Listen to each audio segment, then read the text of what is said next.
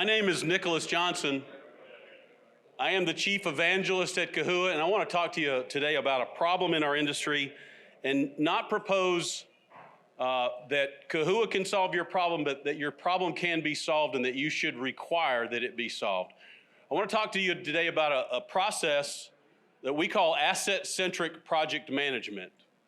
It's a problem we've been addressing in the past 2 years. It's a problem that our industry's had for quite a while. So let me back up and just try to explain. We've heard a lot today about data, about assets, and I want to start with a little story that we probably all understand well. Those of us in the room with a gray hair or two will recognize this piece of data. This is a Rand McNally Road Atlas. Believe it or not, they are still printed. My mom had one in the back seat of her car. We used these when we were younger. Many years ago, we would buy a Rand McNally Atlas before a big trip, and we would pull out the pages and we would highlight the important information that was going to become useful to us on our trip. Now, that was great. It was helpful. It did help me get across the country when I was going from Atlanta to Chicago. But what it didn't do was tell me where the road was out, where the bridge was blocked, or where Johnny Law was sitting waiting on me to give me a fast driving award. Now, move forward, and we want to talk about using data to create actionable insights. What we want to talk about is the tools that we use today. The example is that most of us probably use something like Waze. I don't leave my home without it. I live in Atlanta, Georgia. Now, you're in Manhattan. You folks here in Manhattan know a little bit about traffic. In Atlanta, we know a little bit about traffic, and we have to drive everywhere. We don't have a train to take us anywhere. We don't have much bus to take us anywhere. So we know about traffic. I don't leave my house without turning Waze on. And besides the traffic, it also knows where Johnny Law is waiting for me. So I use Waze, and it will tell me if the bridge is out. It will tell me if there's something I need to know about that will change my decision-making process on my journey. That's what we talk about, using the data that we have. There's not much more data than Rand McNally provided me, but it's used now in a way that I can make better decisions. And that's really what all this talk about data is really about. Can we make better decisions? Now, I'll pause and ask you a question. Those of you that are construction owners in the room, those of you that are program managers or project managers, can you truthfully say, with all the tools that you have today that you did not have 20 years ago or 10 years ago, with all the knowledge that you've gained over those last 10, 20, 30, in my case over 40 years in construction, can you truly say that your next project, you are sure, is going to be your best project? Anybody willing to put their hand up on that and guarantee that your next project is your best project? Because we've got all this information, we've not been able to use it in a way that helps guide our decisions going forward. The problem when it comes to dealing with our assets is that we've not had the information we needed. Again, I want to pause and say, this is really about an owner's perspective on a construction project. Now, I'm an old construction guy. I've been in business a long time, and I have spent my career focused on getting a project done. And that's probably what most of us had, whether on the design side, construction side, or the owner side. I got a project, I got to get it done. I got to get it done and move on to my next project. We're project people. It's natural, that's what we think about. But if you are the construction owner, your agency understands that your project is more than a project. It is an asset. And the project duration is a fixed amount of time, and the asset duration could be an infinite amount of time. Certainly it's a long time. We build a road, it takes a year to build the road. We're going to use that road for 100 years. We build a facility, it takes a year or two to build a facility. We're going to use that facility for 20, 30, 50 years, maybe more. So an owner needs to think, as he designs, procures, constructs, he needs to think about, how am I going to manage my assets afterwards? We've spent our careers focused on just getting the project done, not how we can better manage the asset afterward. The problem is that we collect data about our assets during design, during procurement, during construction, during commissioning, and then for the most part, we throw that data away. No, okay, maybe we put it on a thumb drive and there's 44,000 PDFs and there's 100 spreadsheets, and we give that data to the owner, And then the owner puts it in a drawer and forgets about it. And often then pays someone else to recreate that data in a more useful method. That's been our problem. We dump the data. We thought that BIM would be the solution for this because the promise of BIM was that we could collect all this data in a model. BIM has the same challenge. We collect data along the way. At the end of the project, we turn a model over to the owner who can't, won't, or just doesn't maintain the model. So we drop off all that data again. We do a great job of using models for constructability, for design. We don't do a great job of using models to manage our assets, be they horizontal or vertical. There's a better way to do this, and it simply means that we collect the data in a way that's useful after the project. Why does it all matter? It matters because that recreation of data costs a project 2 to 4% of the project value. The total project cost is paid again in recreating that data after the project's completed. Because you have to have information about your assets in order to maintain and manage them. Whether it's a roof on a facility, a pump station out on the highway somewhere, you name it, a piece of a utility, a culvert, those things that we have to have some maintenance program over, we've got to have that data set in order to be able to maintain and operate those things. We pay an exorbitant amount to recreate that data, and then we continually pay people to continue to capture that data. The average for an asset manager is 9.5 hours a week just looking for data that should be available to them. It's about, in a project sense, we look for a low-cost solution, but in an asset sense, we want a total cost of ownership solution, a life cycle cost. And it's a problem up until recently no one has solved. So again, the owner's dilemma is that we think of these things as a project. The owner needs to think of them as assets. Project's just an annoying little phase up front in the life of an asset. The solution is that we try to get rid of this project after the project of collecting and handing over data and do it along the way. And our method, our belief in doing that is that your tool set ought to have an overlay that connects all these things.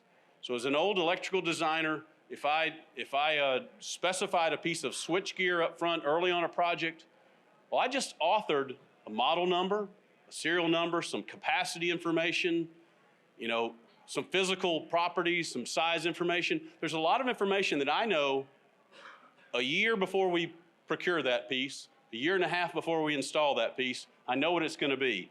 I collect that data, I author that data. I need to do it in a way that the owner of the asset will be able to use years from now.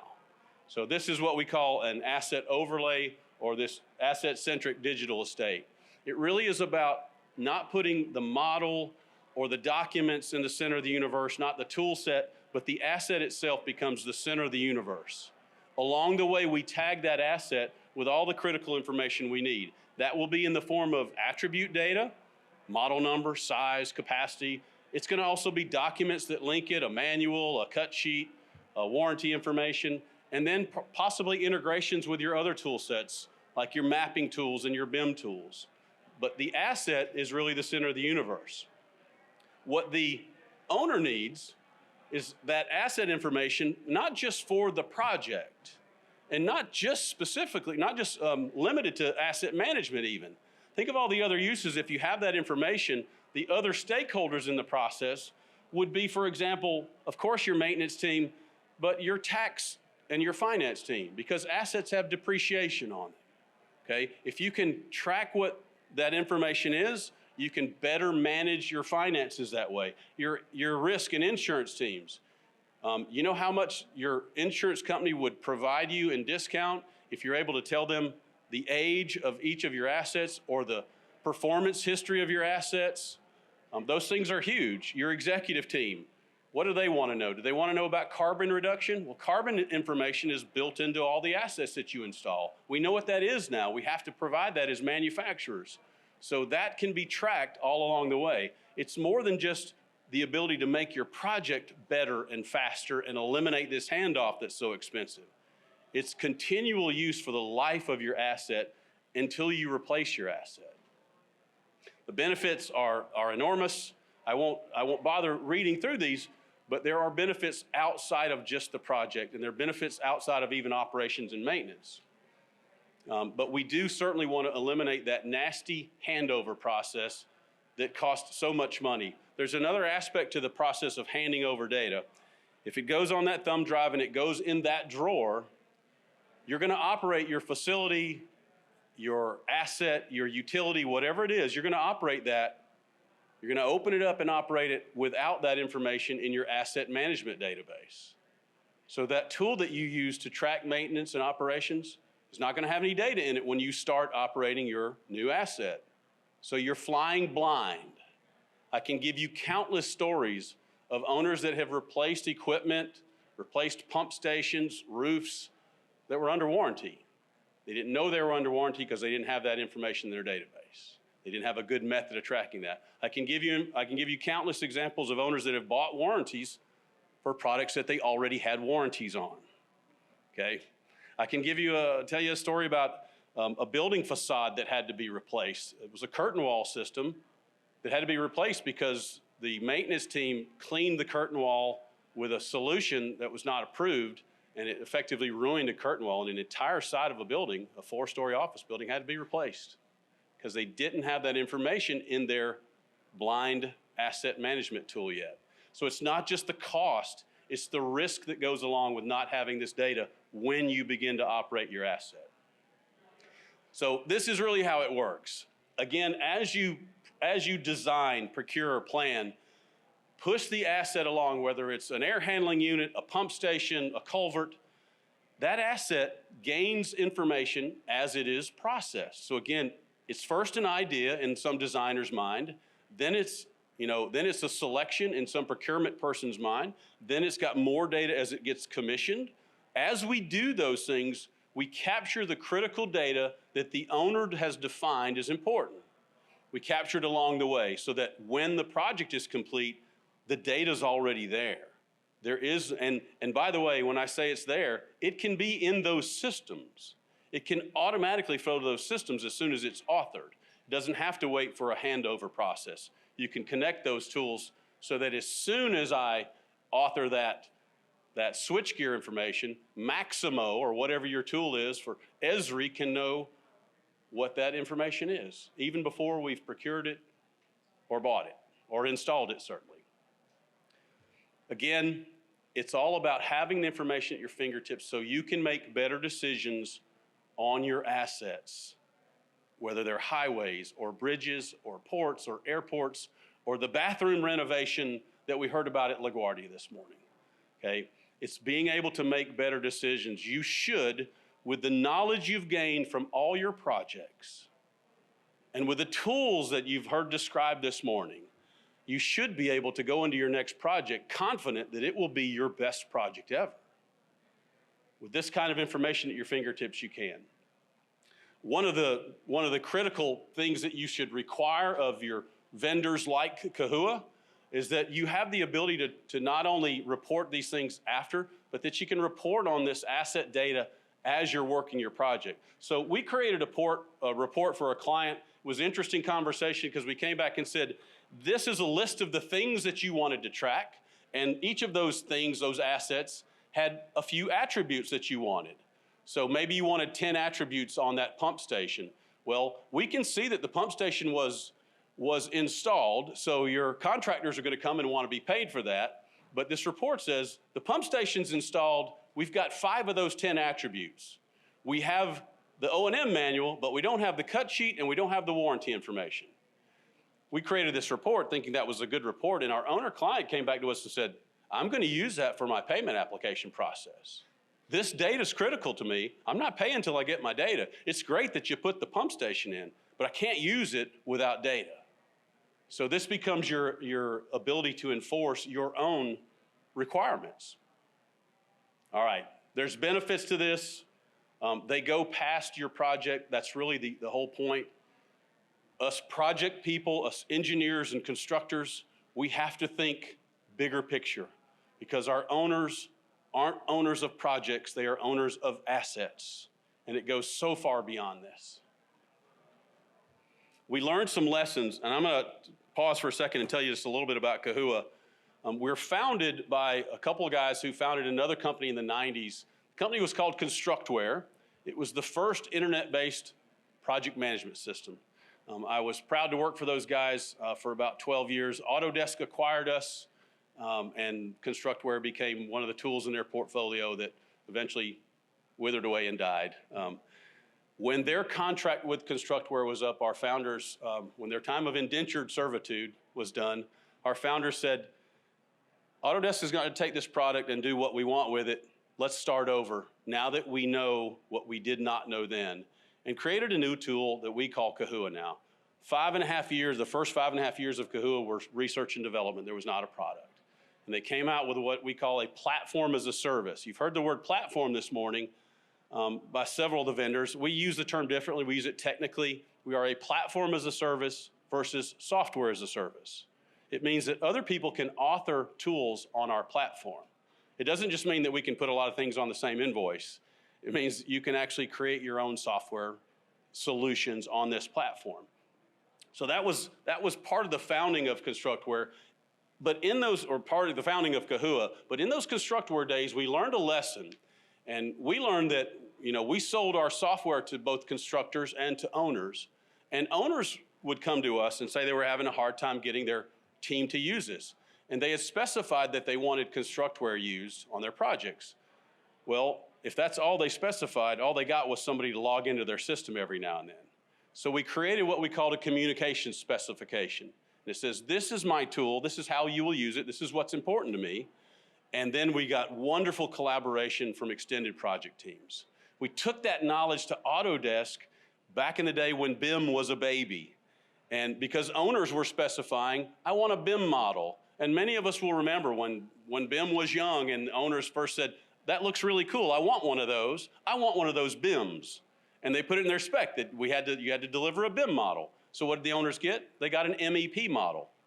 How useful was it to them? Not very, okay? But they got what they asked for until they learned to create a BIM specification and say, these are the things that are gonna be important to me going forward. We learned those lessons at Constructware, we've carried those over. So as we would recommend to anyone, this starts with a playbook, a specification that says, I'm the owner of a project, which is the owner of an asset, a collection of assets. It's important to me to maintain and operate those assets as efficiently as possible. These are the things that are important to me to do that. We define those up front. Our team would start with a workshop to help an owner do that if it's not been done before. And out of that comes this asset specification that says during the construction phase, during the design phase, and built into the contract, these are the things that are important to me as an owner. This is what I require you to collect for me along the way. This is how I want you to deliver it, and this is why I want you to deliver it. And then we audit those results along the way. That's the magic that makes this happen. Now, technically how it happens, again, with the asset in the middle of everything, it happens as we do these different processes. So that's it in a nutshell. Asset-centric project management works for horizontal construction, it works for vertical construction. I want to take a second here and just introduce our team. We'll be outside. In the front row, Sean Hustiano. Would you stand up, Sean? I saw John Toskowski, Eric Ross, and Darren Stinson. These guys will be outside. John and Darren help manage our partners like Accenture, our relationships with Accenture and Deloitte, and Sean and Eric manage the territory between Pennsylvania and Maine. So these guys will be available to talk to you, as will I afterwards. So on behalf of Kahua, thank you for your attention. Hope we can talk to you later.